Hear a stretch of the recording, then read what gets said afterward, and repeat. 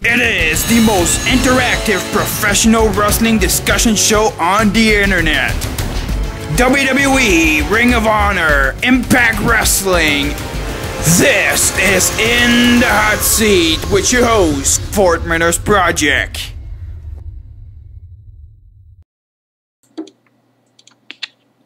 Alright, what's going on, guys, and welcome to this week's episode of In the Hot Seat. Of course, as always, I got a great show lined up for you guys this week, and as well, I got a brand new guest joining me at this time. And would you like to introduce yourself? Yeah, sure. Thanks for having me. Hi guys, it's me, Impossible FX6, and I'm very happy to be on the 4- Project Hot Seat. Alright, it's a pleasure to have you here on the show. We got quite a lot to get to, and I'm actually going to kick things off, which happened, over the weekend. And with that being said, what are your thoughts on Matt Hardy's arrest and being released from TNA? As I wanted to make a video, I just saw it this morning, and I was pretty shocked. In my opinion, Matt Hardy shouldn't be released. I really liked Matt Hardy and his skills in the ring. But TNA and Impact Wrestling didn't give him enough chances, to shine and stuff. But if I'm not wrong, I think he had a drive accident or something like that, and that's why he was suspended. And then. Alright, sorry about that, guys. We had a brief little connection with Skype there. But anyway, I'm going to be giving my thoughts on, the whole Matt Hardy situation. And, it's really a shame really what happened, especially now with Matt Hardy. We already got problems with Jeff going on, and, with this whole situation. And, with, Matt Hardy's arrest, kind of bit in the way of a surprise, kind of, with that being said. So it's really a shame of what's going on with them. Hopefully they can get their act together and maybe stay away from wrestling for a while.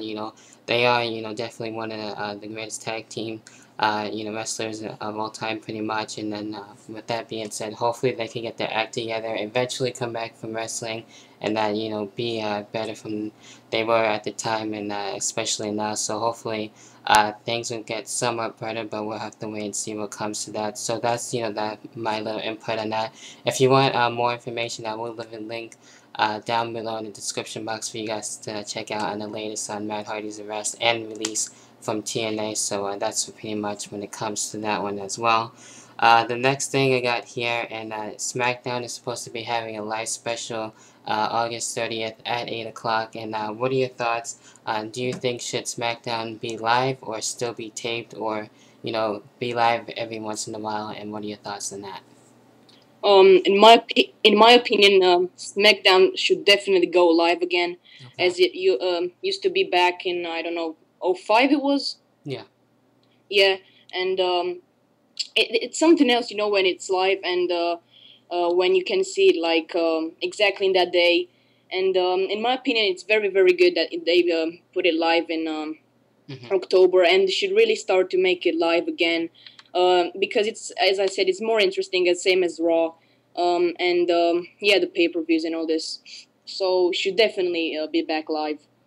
Yeah, with me and my thoughts on SmackDown, we did have, I believe, only one live special in 2005 for the SmackDown special.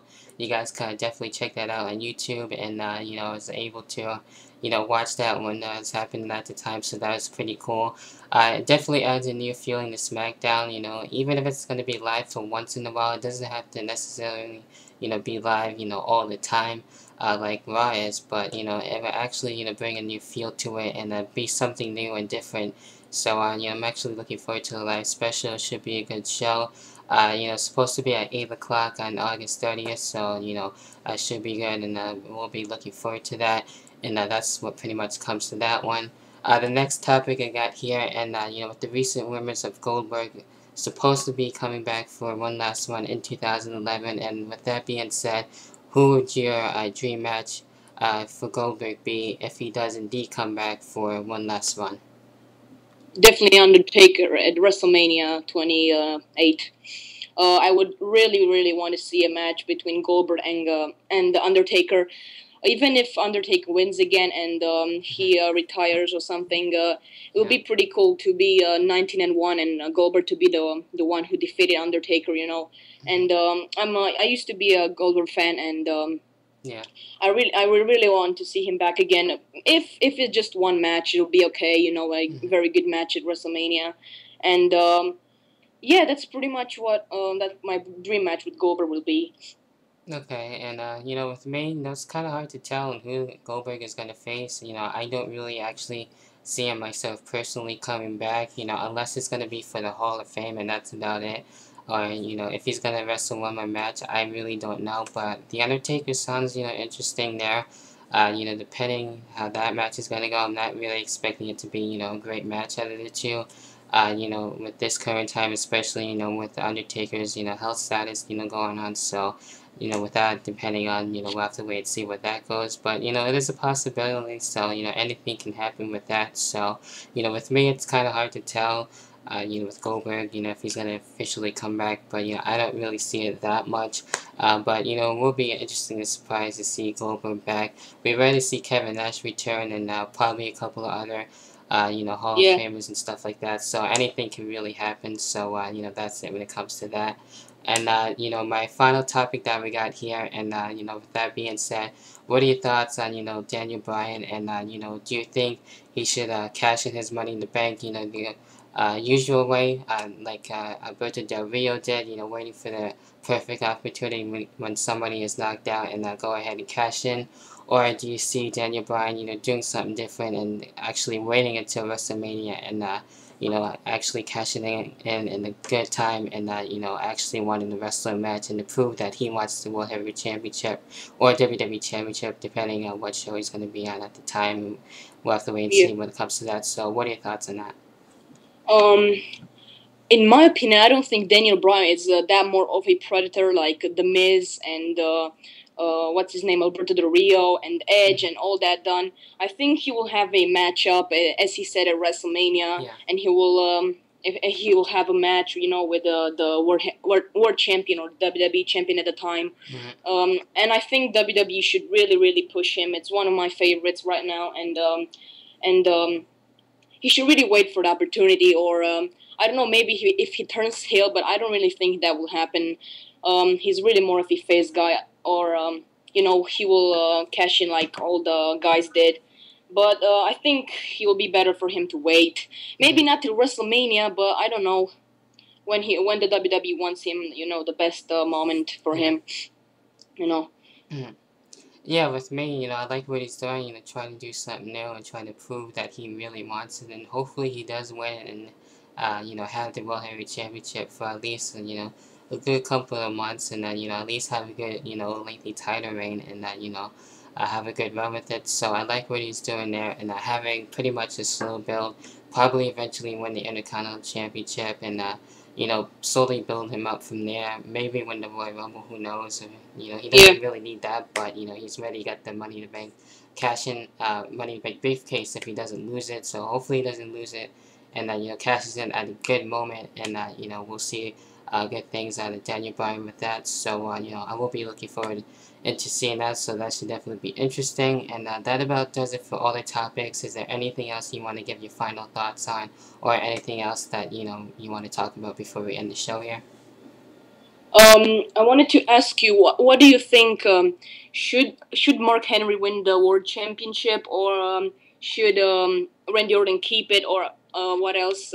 Like Sheamus should win it, or something like that. Yeah, I'll get into that. And, you know, of course, as we learned, you know, last week at SmackDown, you know, Mark Henry winning that Battle Royal, and, you know, whether or not I'm, you know, excited about that, I don't really care for it too much.